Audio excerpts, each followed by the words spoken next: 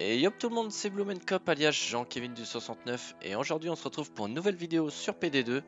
Donc cette fois-ci on va se retrouver avec la mission sauvetage à Tijuana, toujours en difficulté peine de mort. Ça ne change pas. Concernant l'équipement, on va rester sur du très basique avec le pistolet de base, le pack à cœur qui risque de nous être utile parce qu'on va pas tuer le gardien des caméras. Je vous expliquerai pourquoi. Les sacs mortuaires en équipement principal parce qu'on risque, d'ailleurs c'est même pas on risque, c'est on va tuer des gardes et des civils. Et le CM en secondaire, on va peut-être s'en servir pour sécuriser l'étage. Ça va dépendre de comment sont disposés les gardes et les caméras. Voilà, on peut lancer. Donc c'est parti, premier objectif, on rentre dans le bâtiment. Donc pour ça, on fait attention, le garde il est de dos, hop, c'est parfait. On peut rentrer, on fait attention, à gauche à droite à pas se faire repérer. Première chose, on crochette ce boîtier là et on désactive l'alarme, très important. Tant que vous n'aurez pas désactivé l'alarme, vous ne pourrez pas crocheter de fenêtre ni ouvrir de porte. Parce que sans que l'alarme soit déclenchée. Donc voilà, ça c'est la première chose. L'alarme est désactivée. Maintenant on va pouvoir rentrer. Donc pour ça on loupe la caméra. Ce qui va nous permettre de crocheter la grille. On fait attention à ce qu'il n'y ait pas de garde qui arrive derrière. Voilà, donc là on a crocheté la grille. Et on va pouvoir rentrer dans le bâtiment. Vous voyez, il y a le logo de l'alarme. Mais vu qu'on l'a désactivé juste avant, on n'a plus à s'en soucier. Donc là vous voyez, on est déjà rentré dans le bâtiment. Maintenant le prochain objectif, ça va être de sécuriser l'étage. Pour ça, il y a deux gardes, on va les tuer tout simplement. Donc là on fait attention à la caméra. La caméra fait chier, j'aurais préféré le tuer là parce que là il est sous la caméra, ça m'arrange pas trop. On va essayer d'aller tuer le deuxième. Le deuxième qui n'est pas là, je le vois pas, donc ok. Ok, bah je sais pas où est le deuxième. Eh bah écoutez, hop là, c'est pas ça que je veux faire. Je me trompe dans les touches. On va mettre le CME. Et c'est parti. Donc là le CM ça permet de tuer le garde assez tranquillement. Donc là on planque le corps et surtout on répond au beeper. Parce que je vous rappelle que le CM ça désactive les caméras mais pas les beepers.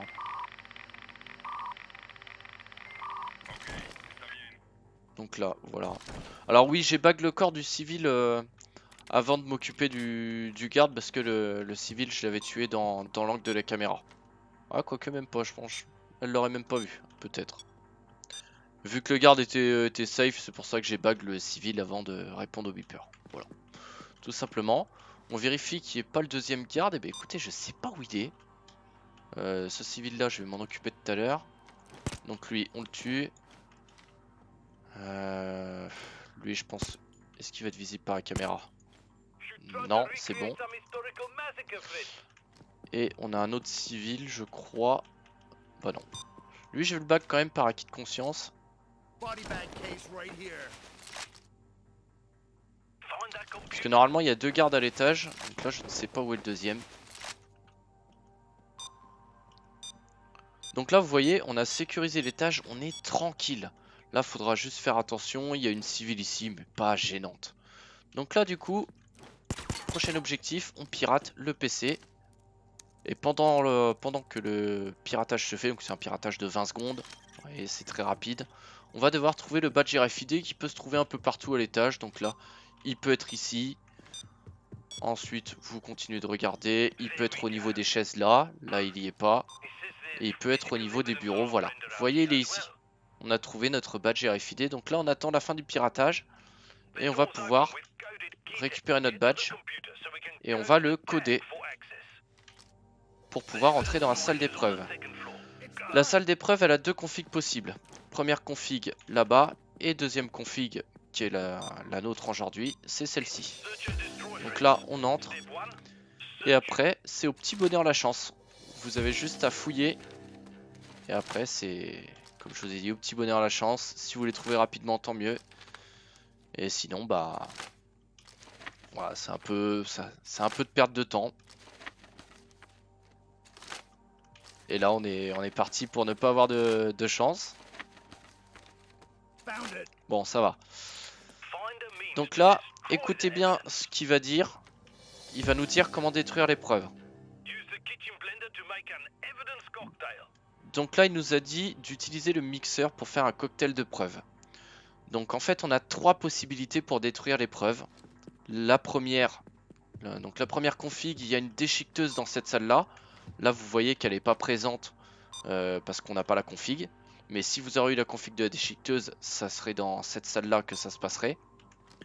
La deuxième config... Alors, j'ai vu un garde là. Ouais. La deuxième config, en fait, il vous dira tout simplement de balancer les preuves dans les toilettes. Donc les toilettes, vous avez vu, elles sont là. Donc vous aurez juste à balancer les preuves dans les toilettes. Nous, on a la troisième config. C'est d'utiliser le mixeur qui se trouve dans la cuisine. Donc pour ça, on va attendre... Ah, j'ai un pack à cœur, je tuerais bien ce garde là. Bah, d'ailleurs, hop, c'est ce que je vais faire. Voilà. Parce que sinon, je sens que la vidéo va être beaucoup trop longue. Et puis vu qu'on a tué qu'un garde à l'étage, on peut en tuer un ici. Il nous reste 2 beepers, donc on est vraiment tranquille quoi. Donc le garde, on le bug et on peut le mettre là parce que c'est une zone où il y aura personne. Ah bah, un cadeau. C'est beau ça. Donc pour la cuisine, je vous conseille de passer par cette porte là. C'est vraiment safe. Tac, on passe par là.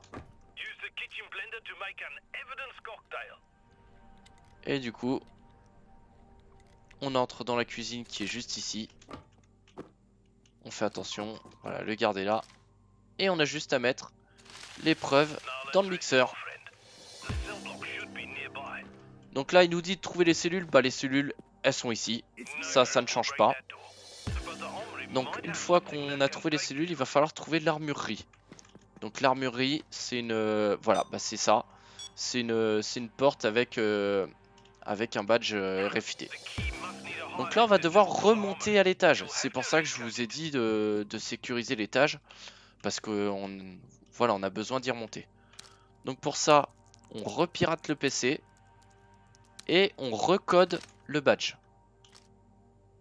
Ce qui va nous permettre d'ouvrir la porte de l'armurerie. Hop.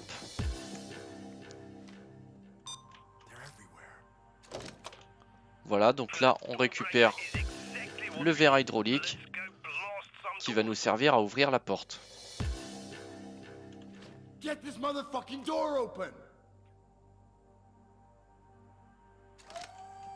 Donc voilà. Donc, pendant que c'est en train de se faire, rien de particulier. Voilà, rien de particulier à faire. On attend que ça s'ouvre.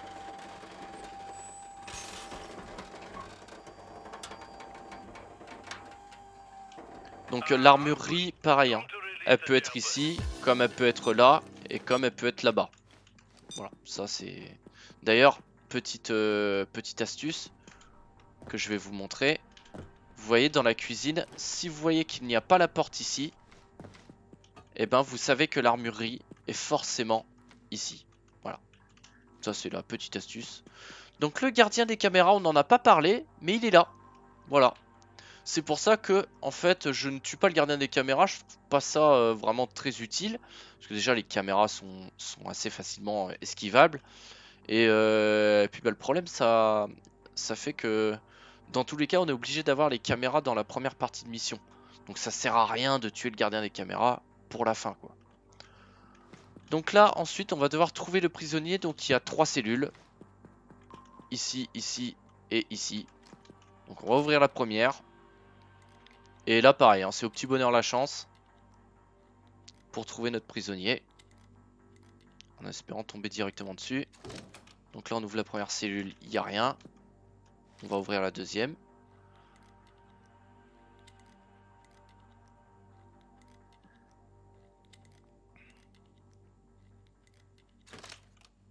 Voilà, donc notre prisonnier est ici. Donc là maintenant va falloir aller lui chercher une pince pour lui couper les menottes. Donc la pince tout simplement. Soit ici. Donc c'est pas ici. Là ça va être pour l'uniforme. Donc ça veut dire que c'est dans l'autre pièce tout simplement. Donc là le garde part. On fait attention aux civils là normalement. Ouais bah là on va être obligé de... Voilà. J'aurais pu l'attacher là, je l'ai tué parce que... Voilà. Tac, je le bague, je le mets dans le coin. Tranquille. Donc là hop on fait attention.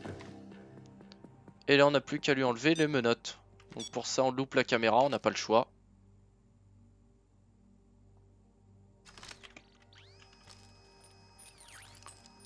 Et prochain objectif du coup, on va devoir lui trouver un uniforme. Donc du coup on a déjà trouvé la salle. On sait que notre uniforme il est ici. Donc là on va lui mettre l'uniforme.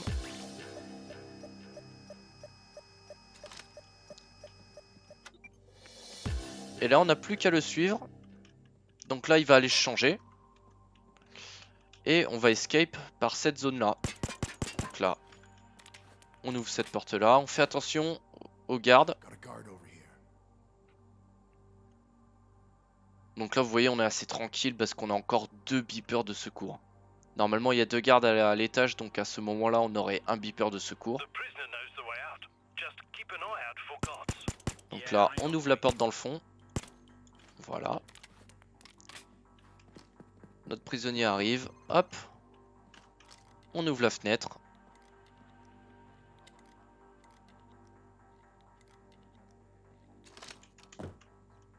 Donc là on fait attention, il y a le garde qui est là.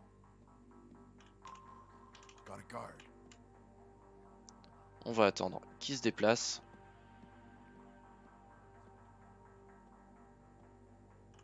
Et voilà, plus qu'à ouvrir la porte maintenant. Donc là on fait attention, il y a un garde juste ici. Donc là on passe bien dans son dos, voilà. Et là maintenant, donc ça va être la voiture de l'escape.